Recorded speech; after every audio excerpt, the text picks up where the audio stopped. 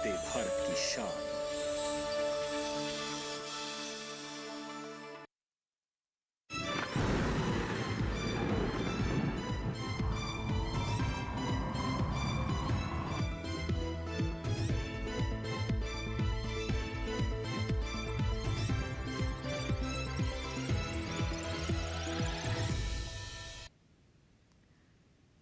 नमस्कार, आप देख रहे हैं दूरदर्शन किसान। मौसम खबर में आप सभी का स्वागत है। मैं हूं आपके साथ ज्योत्सना। मौसम खबर में जानेंगे कहां होगी बरसात, कहां रहेगा मौसम साफ, कैसी रहेगी तापमान की स्थिति, साथ ही किसानों के लिए कृषि सलाह भी। शुरुआत करेंगे आज की 5 बड़ी खबरों के साथ, जिसमें हम सबसे पहले जो है वो आपको जानकारी देने वाले हैं हिमाचल प्रदेश के बारे में। यहाँ कहीं कहीं जो है वो ओले पड़ने के आसार हैं। इसके बाद अब बारी आती है पूर्वी उत्तर प्रदेश की, तो यहाँ पर बिजली की चमक के साथ जो है वो तेज हवाएं चल सकती हैं। और अब आइए बढ़ते हैं आगे और अब बात कर लेते हैं हम यहाँ पर गांगे पश्चिम बंगाल की, तो यहाँ पर जो है वो छिटपुट इलाकों के अंदर ओले पड़ने की संभावना है। और अब अरुणाचल प्रदेश की अगर आपको जानकारी दे तो यहाँ पर कहीं कहीं हो सकती है भारी बर्फबारी। और आइए अंत में हम यहाँ पर बात कर लेते हैं नागालैंड की, तो यहाँ पर गिने चुने इलाकों के अंदर जो है वो बर्फबारी की संभावना है।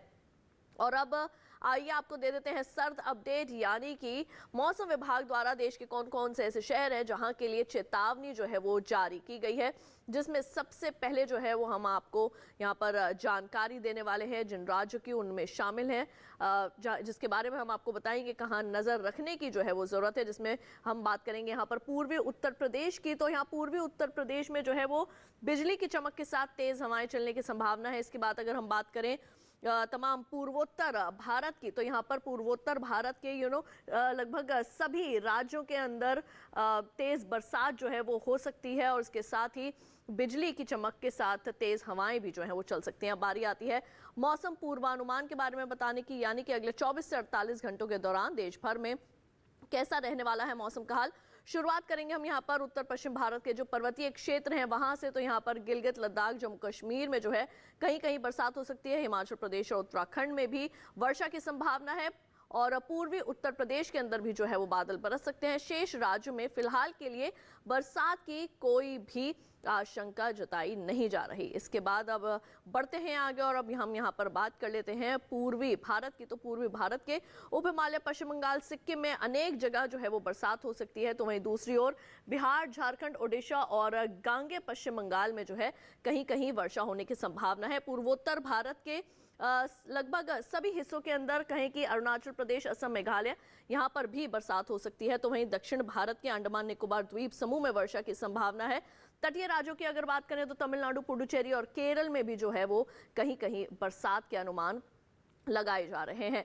और बाकी जो शेष राज्य हैं वहां पर फिलहाल के लिए मौसम जो है वो साफ बना रहेगा। पश्चिमी भारत के लगभग सभी हिस्सों के अंदर जो है वो मौसम साफ रह सकता है। लेकिन मध्य भारत की अगर बात करें तो यहाँ पर पूर्वी और पश्चिमी मध्य प्रदेश में जो है कहीं कहीं बरसात हो सकती है। छत्तीसगढ़ और विदर्भ में फिलहाल के लिए मौसम साफ बना रहेगा। तो ये जानकारी हम आपको दे रहे हैं इस वक्त मौसम पूर्वानुमान के बारे में। लेकिन पिछले 24 घंटों के दौरान देश भर में कहां कहां हुई है बरसात, इसके बारे में भी आपके लिए जानना जरूरी है। तो पिछले 24 घंटों के दौरान पर्वतीय क्षेत्र जो हैं जितने भी, लगभग वहां पर सभी जगह जो है वो बरसात हुई है।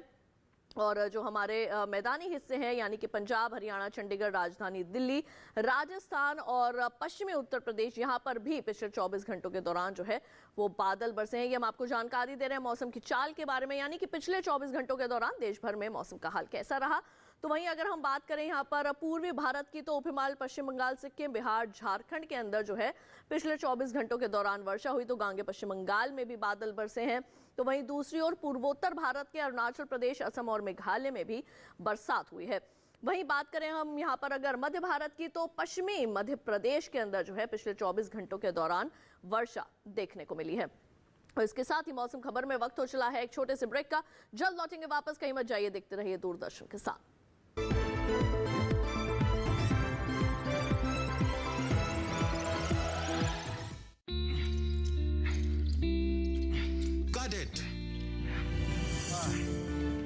सोचिए, अगर असल जिंदगी में ऐसी हालत हो तो कितनी मुश्किलें होती हैं, लेकिन शुक्र है बैंकिंग के लिए नहीं।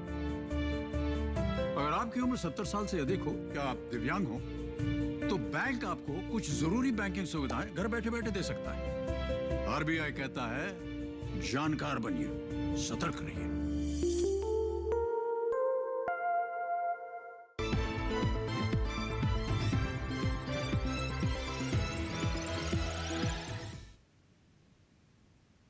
ब्रेक के बाद एक बार फिर आप सभी का स्वागत है दूरदर्शन किसान के मौसम खबर में। मौसम खबर में आइए बढ़ते हैं आगे। अब आपको जानकारी देते हैं तापमान के हाल की, यानी कि पिछले 24 घंटों के दौरान न्यूनतम और अधिकतम तापमान की स्थिति देश भर में कैसी रही, जिसमें हम सबसे पहले शुरुआत करेंगे न्यूनतम तापमान की स्थिति के साथ। तो आपको बता दें कि उत्तराखंड और पश्चिमी उत्तर प्रदेश की अगर आपको जानकारी दें तो यहाँ पर न्यूनतम तापमान सामान्य की तुलना में 1 से लेकर 3 डिग्री सेल्सियस तक ज्यादा रिकॉर्ड किया गया।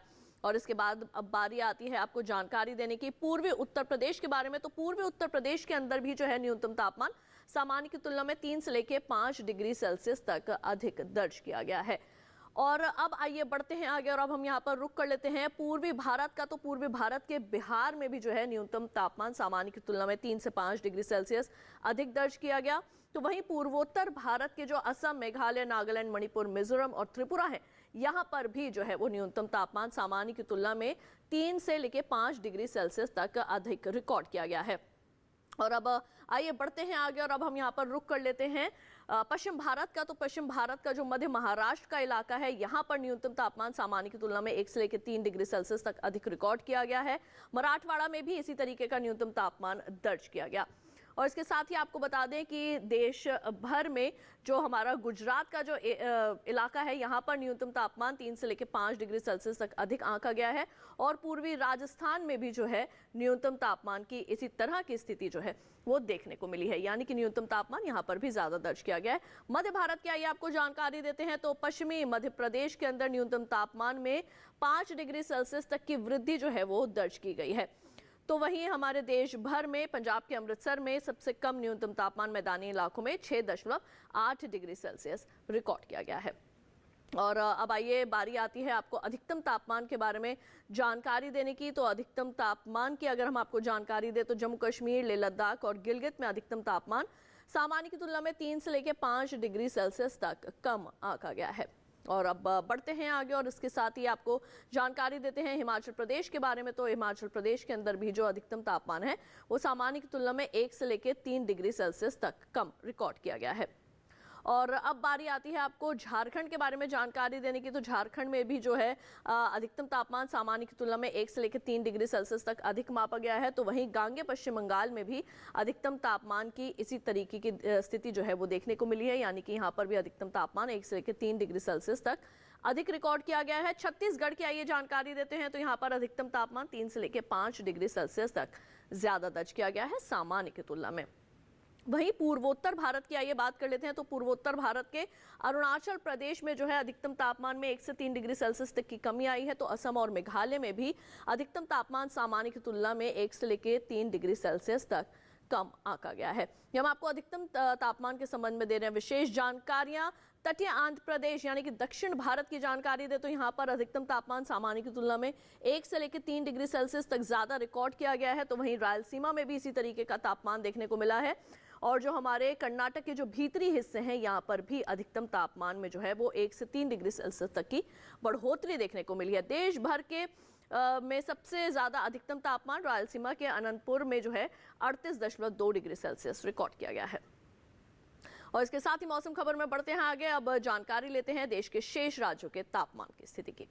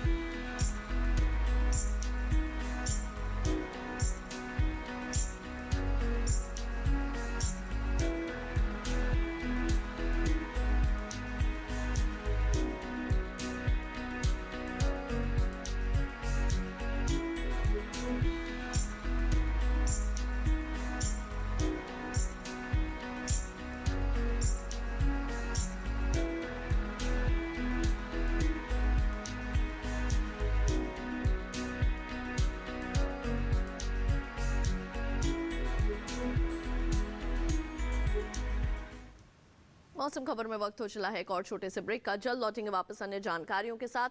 आप कहीं मत जाइए, देखते रहिए दूरदर्शन के साथ।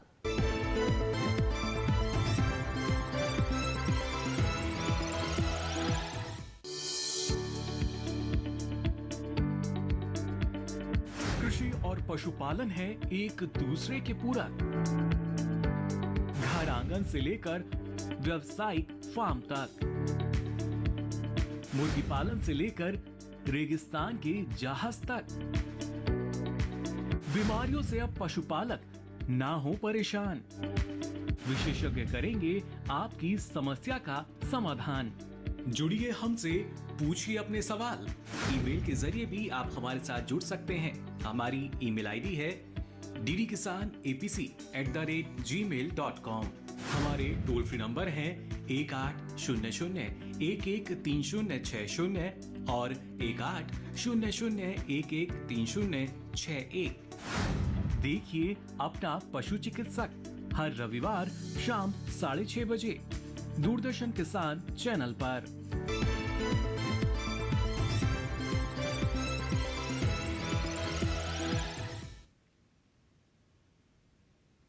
ब्रेक के बाद एक बार फिर आप सभी का स्वागत है दूरदर्शन किसान के मौसम खबर में। आइए बढ़ते हैं आगे और अब आपको वायु गुणवत्ता के बारे में जानकारी देते हैं। जी हां, वायु गुणवत्ता के सूचकांक के आधार पर देश के कौन कौन से ऐसे राज्य हैं जहां पर वायु की गुणवत्ता किस तरीके की जो है वो मापी गई है, इसके बारे में भी जानना जरूरी है। सबसे पहले शुरू करेंगे राजधानी दिल्ली के साथ। 308 है यहाँ पर जो है, और यहाँ पर इस हिसाब से वायु की स्थिति जो है वो काफी खराब है। 312 है लखनऊ की, और यहाँ पर भी स्थिति जो है वो काफी खराब है। और इसके साथ ही जो है वो बढ़ते हैं आगे और अब बात करते हैं पटना की। यहाँ पर 340 है वायु गुणवत्ता सूचकांक के आधार पर वायु की स्थिति, जो कि खराब स्थिति में दर्ज की जा सकती है।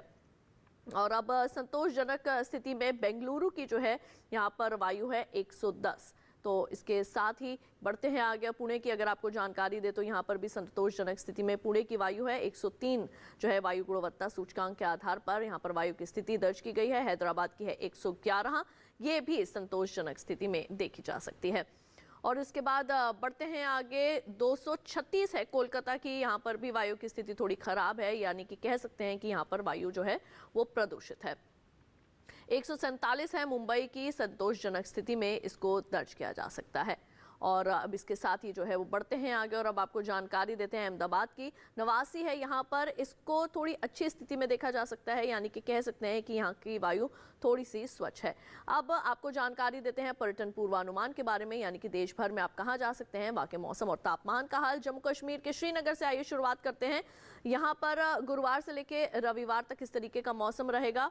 तो गुरुवार को यहाँ पर थोड़े से बादल जो है वो छाए रहेंगे। अधिकतम तापमान 7, न्यूनतम तापमान -1 डिग्री सेल्सियस। शुक्रवार और शनिवार को यहाँ पर धूप खिली रहेगी। अधिकतम तापमान 9 और 10, न्यूनतम तापमान -2 और -3 डिग्री सेल्सियस। रविवार को जो है यहाँ पर एक बार फिर से जो है वो थोड़े से बादल छा सकते हैं।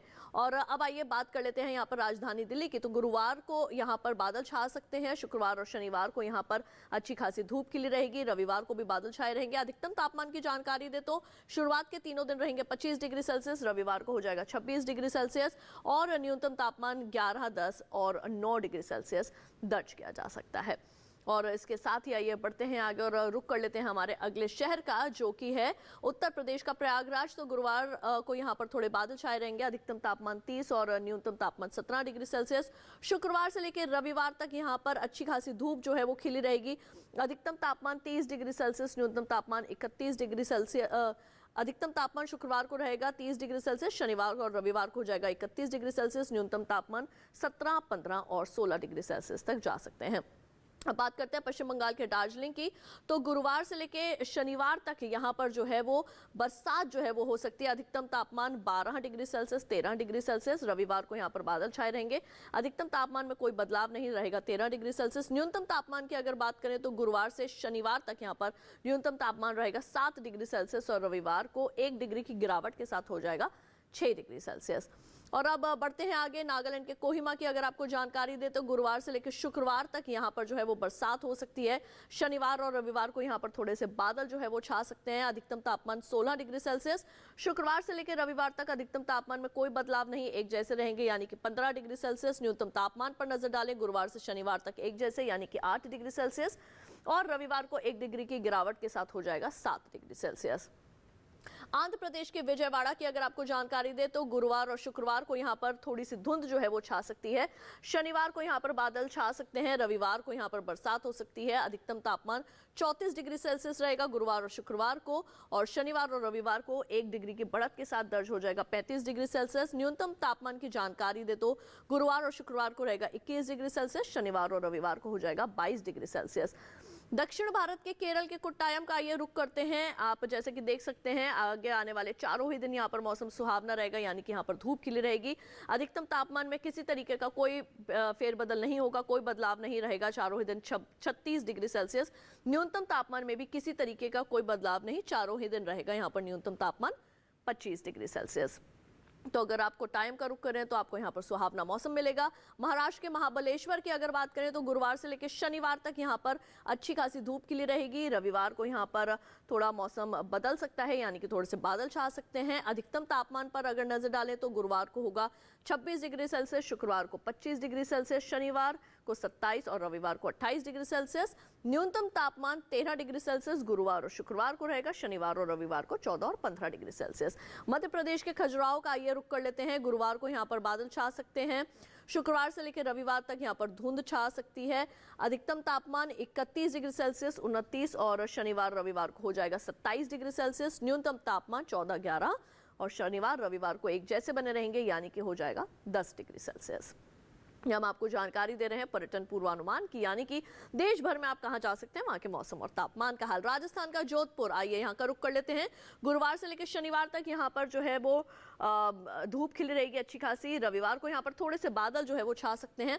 अधिकतम तापमान की जानकारी दे तो 27 डिग्री सेल्सियस, शुक्रवार और शनिवार को हो जाएगा 26 डिग्री सेल्सियस।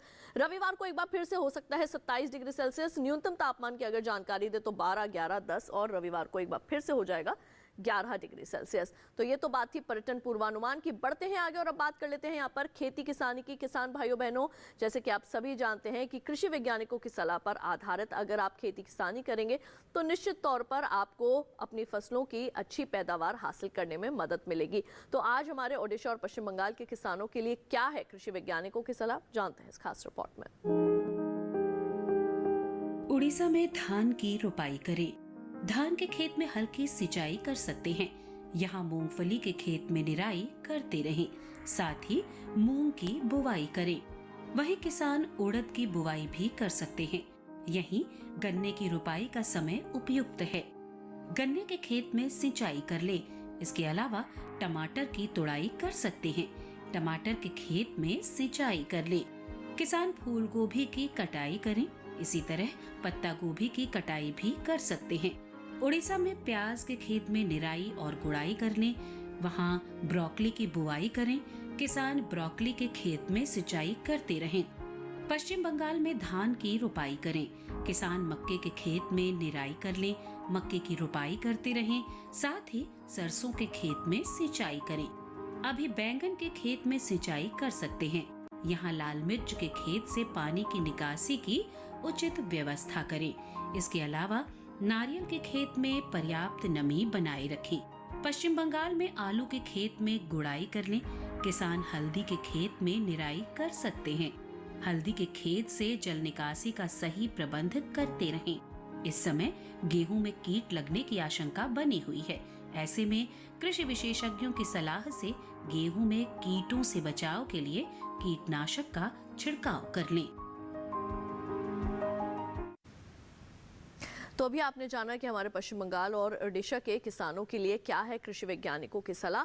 अभी उनको अपने खेतों के अंदर कौन कौन से ऐसे कृषि कार्य हैं जो करने की आवश्यकता है। इसके साथ ही बढ़ते हैं आगे और अब बात कर लेते हैं आज की फसल की। किसान भाइयों बहनों, आज हम आपको जानकारी देने वाले हैं बैंगन की बुआई के बारे में। जी हाँ, इस वक्त बैंगन की बुआई का समय चल रहा है और इसको खेत में किस तरीके से आप इसकी बुआई कर सकते हैं, कितनी दूरी पर आपने इसे बोना है, कौन सी अच्छी किस्म है जिसका आप चयन कर सकते हैं, किस तरीके से रोगों और कीटों के प्रकोप से अपनी फसल को बचाया जा सकता है, तमाम जानकारियां हासिल करते हैं इस खास रिपोर्ट में। ये समय बैंगन की रुपाई के लिए अनुकूल है। बैंगन की रुपाई करने से पहले खेतों को अच्छी तरह तैयार कर ले।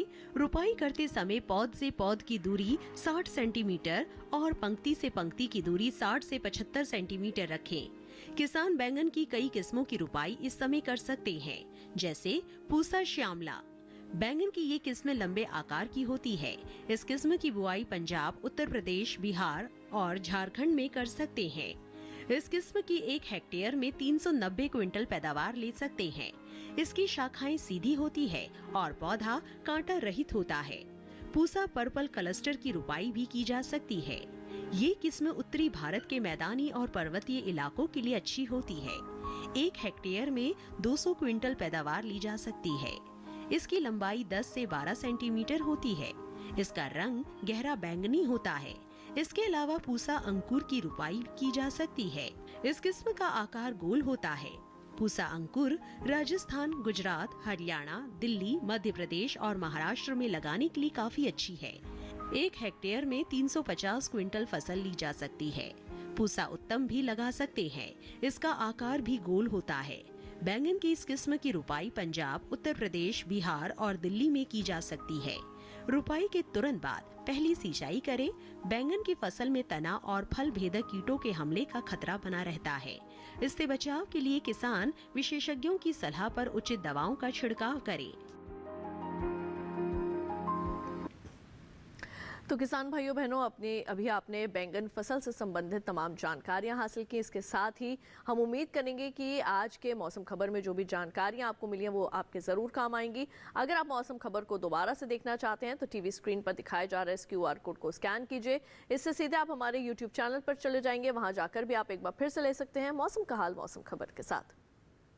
तो आज के लिए केवल इतना ही। मुझे दीजिए इजाज़त। आप देखते रहिए दूरदर्शन किसान। नमस्कार।